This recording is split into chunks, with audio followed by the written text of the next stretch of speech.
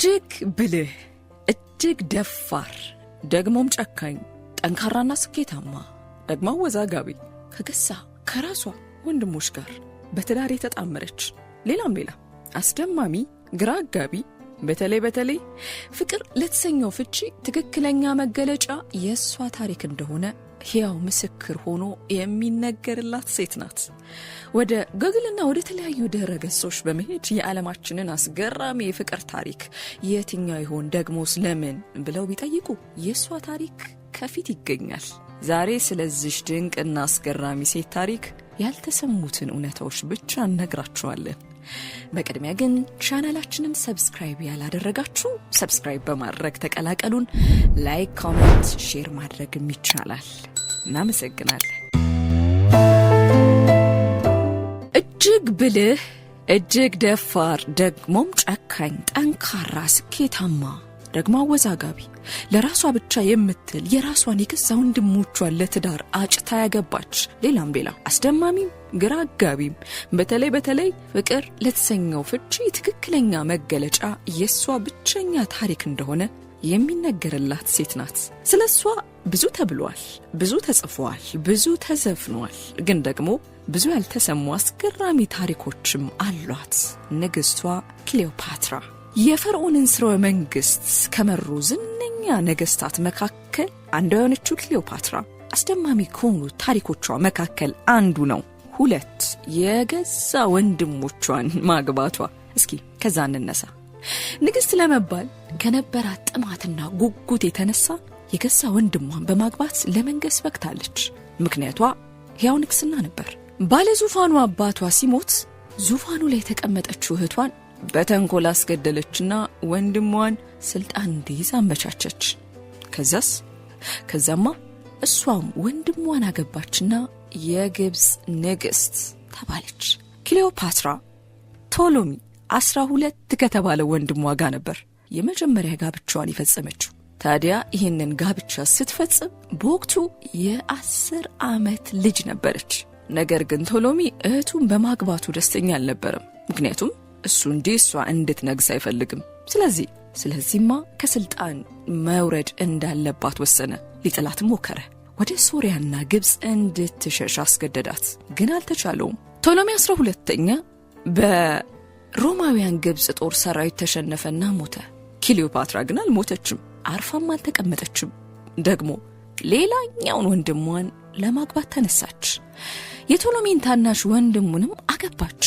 ይሄኔ እሷ የ22 ዓመት ልጅ ነበረች።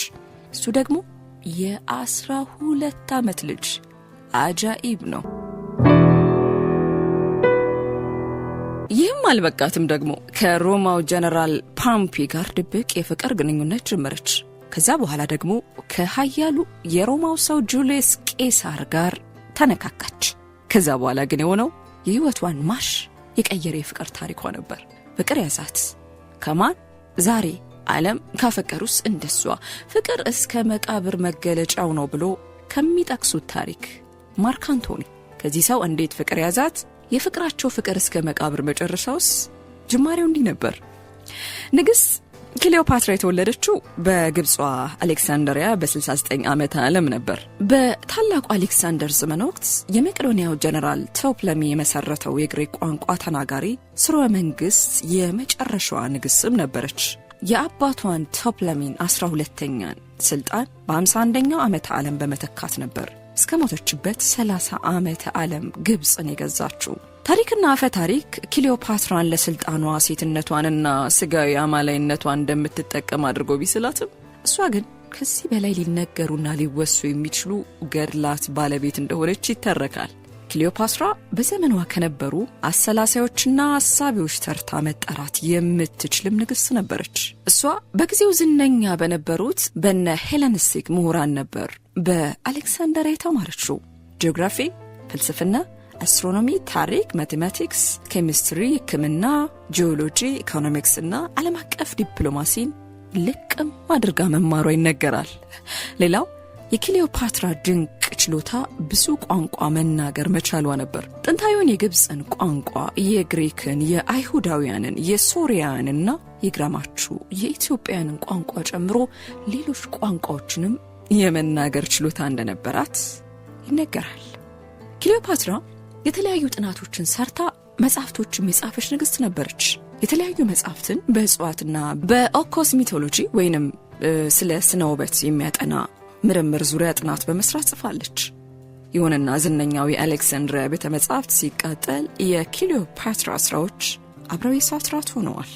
ጋለን የተባለ ሕክምና ባለሙያ የተወሰኑ የክሊዮፓትራ የጥናት ውጤቶችን በማግኘት እንደገና የጻፋቸው ሲሆን በተለይ ለወንዶች የተመለጠ ጸጉራቸውን የሚመልስ ቅባት ኬሚስትሪ ከሷ መጽሐፍ ላይ ማግኘቱንና ለሕክምና እንደሚጠቀምበትም ተናግሯል። የክሊዮፓትራ ዘመን የጥንታዊት ግብጽ ወርቃማ ዘመን እንደነበር የታሪክ ድርሳናትም ይመሰክራሉ። ስመጥር ጀግና የነበሩትን የሮማውያን የጦር አለቆችና ነገስታት በፍቅር ያንበረከከች፣ ጀግንነትን ከብልሃት ጋር ያጣመረች፣ አስፈላጊ ሆኖ ሲገኝ በጭካኔ ተቀናቃኞቿን ያስገደለች ንግስት ናት። የሴት ጀግና፣ የሴት አንበሳ ብልህ ንግስት እየተባለችም በብዙ የታሪክ ጸሐፊያን ዘንድ ትሞካሻለች። ከክርስቶስ ልደት በፊት ከ69 እስከ 32 ዓመተ ዓለም ባሉት 47 ዓመታት የኖረችው እቺ ታላቅ ንግስት ብዙ የጀግንነት ታሪኮችን ትታልፋለች። የጀርባ ታሪኳን መርምር። የግሪኩ ንጉስ ታላቁ እስክንድር ከሱ በፊት ኃያል የነበረው የፋርስ መንግስትን ገልብጦ ኃያል በመሆን በፋርስ ተይዘው የነበሩ ግዛቶችን ተቆጣጥሮ ግዛቱን ከመቄዶንያ እስከ ህንድ አስፋፍቶ ግሪክን የዓለም ኃያል ሀገር እንድትሆን አደረጋት። ከክርስቶስ ልደት በፊት በ332 ዓመተ ዓለም ግብጽን ከፋርስ መንግስት አስለቅቆ ሲቆጣጠር በሜዲትራኒያን ባህር አቅራቢያ የምትገኘውን የወደብ ከተማ በራሱ ስም እስክንድሪያ ብሎ ሰየማት። እሱ ከሞተ በኋላ የሱ 4 ጀነራሎች ግዛቱን ተከፋፍለው መግዛት ጀመሩ። ታዲያ ከነሱ መካከል ጀነራል ቶፕሎሜ ማለትም የንግስ ክሊዮፓትራ አባት በግብጽ በእስክንድሪያ ከተማ የቶፕሎሚያዊ ስርወ መንግስትን አቋቋመ። ይህ ስርወ መንግስት ለ300 ዓመታት ያክል ቆይቷል። ይህ መንግስት ቀድሞ የነበረውን የግብጽ ፈርዖናዊ አገዛዝንም ተክቶታል። በእነዚህ ዓመታት ክሊዮፓትራን 2 እህቶቿንና 1 ወንድሟን ወለደና ሞተ። የንግስ ክሊዮፓትራ አባት እሱ ሲሞት ስልጣኑን ማን ይወስደው ተባለ። ይሄን የሽኩቻ ተጀመረ። የሱ መሞትን ተከትሎ ክሊዮፓትራ ዙፋኑ ላይ የተቀመጠችውን እህቷን በተንኮል አስገደለችና ወንድሟ ስልጣን ያዘ። እሷም ወንድሟን አገባችና የግብጽ ንግስት ተባለች። በኋላ ከወንድሟ ጋር እንደተጋባች ከሮማው ጀነራል ፓምፒ ጋር የድብቅ የፍቅር ግንኙነት ውስጥ ተገኘች። በወቅቱ ፓምፒ ከጁሊየስ ቄሳር ጋር ተዋግቶ የተሸነፈበት ጊዜ ስለነበር ቶፕሎሚ 13ኛ ማለትም ወንድሟ አጋጣሚውን ተጠቅሞ ፓምፒን ግብጽ እንዲገባ ጋበዘው። ሲገባም አስገደለው። ጁሊየስ ቄሳር ፓምፒ ጠላቱ ቢሆንም ያገብረው ስለነበር በተንኮል መገደሉ አብግኖት ቶፕሎሚ 13ኛን ሊበቀለው በመፈለግ ሰራዊቱን ይዞ ወደ ግብጽ መጣና ቶፕሎሚ 13ኛን በጦርነት አሸንፎ ገደለው።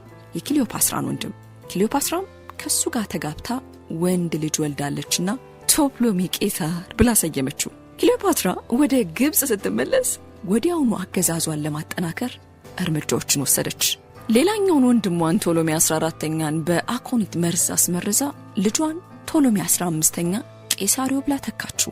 ጁሊየስ ቄሳርም እህቱ ማርኮንና ክሊዮፓትራን ይዞ ወደ ሮም ተጓዘ። ይሄኔም ክሊዮፓትራን ንግስ ሊያረጋት ሲል የሮማውያን ሴኔት ተቃወመው። ከዚያም አምባገነን፣ ጨካኝ፣ አረመኔ እያላጠለጠረው። በሴኔቱ አዳራሽም ጁሊየስ ቄሳርና ሌሎች የሴኔት አባላት ተሰብስበው እያለ ብሩተስና አጋሮቹ ጁሊየስ ቄሳርን ገደሉት። ይህ ሲሆን ክሊዮፓትራ በዓይኗ በብረቱ አይታለች። ቦታውም ላይ ነበረች። በዚህ የተናደዱት ማርክ አንቶኒና ኦክታቪየስ የተባሉ የልብ ወዳጆቹ በህብረት ሆነው ገዳዮቹን ለመበቀል ጦርነት አስነስተው ገዳዮቹን አሸነፉ። ብሩተስም ላለመማረክ ሲል ራሱን አጠፋ። ማርክ አንቶኒ የሮማን ምስራቃዊ ሰፊ ግዛት ሲያስተዳድር፣ ኦክታቪየስ ደግሞ ምዕራባዊውን ሮምን ያስተዳድር ጀመር። ይህኔ ነው የክሊዮፓትራን የህይወት አቅጣጫ የሚቀይረው ታሪክ ብቅ ያለው።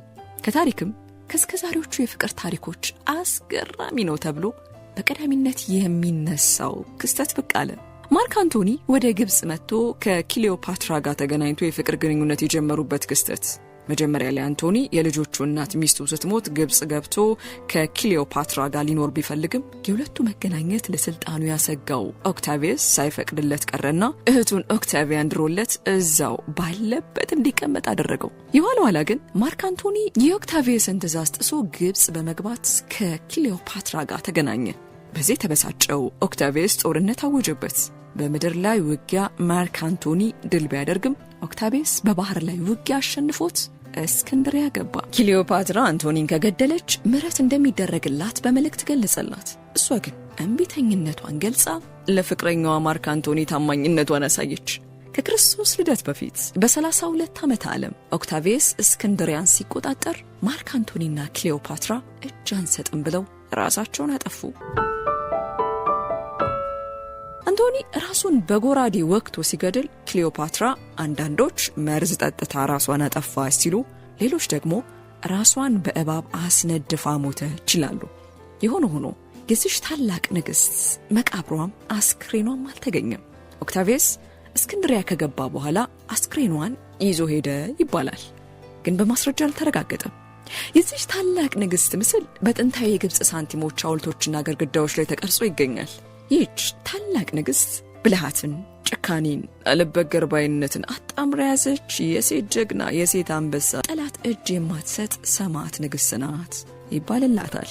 በጦርነት ተሸንፋ ብትሞት ስሟ ከመቃብር በላይ ሆኖ በታሪክ ድርሳናት ተጽፎ ከትውልድ ወደ ትውልድ እየተሸጋገረ ይገኛል። ክሊዮፓትራ ቢያንስ 4 ልጆች እንደነበሯት ይነገራል። ከጁልየስ ቄሳር ጋር አንድ ወንድ ልጅ ወልዳለች። እሱንም ቄሳሪዮን ወይም ትንሹ ቄሳር ብላ ሰይመዋለች። ራሷን ከጠፋች በኋላ ቄሳሪዮስ በሮማው ንጉሠ ነገሥት ኦግስጦስ ትእዛዝ ቢገደልም ክሊዮፓትራ ከማርክ አንቶኒ ጋር 3 ልጆች ነበሯት። ነገር ግን አንዳቸውም ግብጽን ማስተዳደር አልቻሉ። ጠንካራና ስኬታማ መሪ ነበረች ይሏታል። እሷ በገዛችበት ዘመን ግብጽ በሜዲትራኒያን ባህር ውስጥ እጅግ ባለጸጋ ሀገርም ነበረች። ታሪኩ ከተመቻችሁ ቻናላችንን ሰብስክራይብ አድርጉ። ላይክ፣ ሼር፣ ኮሜንት መጻፍም ይቻላል። እናመሰግናለን።